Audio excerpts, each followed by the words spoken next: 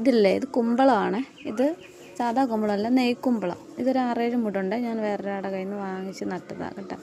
ഇത് കുറേ ആരോഗ്യ ഔഷധ ഗുണമുള്ള ഇതാണ്, കുമ്പളങ്ങയാണ്. ഇത് നല്ല ഉരുണ്ട് ബോളിൽ നിലത്ത് പടർന്ന് വളരും, നിലത്ത് കാ പിടിച്ച് കിടക്കും. പക്ഷേ ഭയങ്കര കേട് വരും.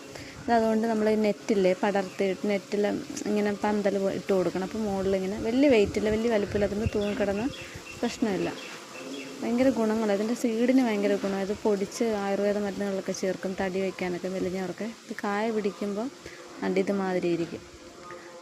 ഇതിനകത്ത് കായ ആയില്ല, കായ ആകുമ്പോൾ വീഡിയോ ചെയ്യണമെന്നാണ് എൻ്റെ ആഗ്രഹം. ഇതൊക്കെ നമ്മുടെ നെയ്ക്കുമ്പളം.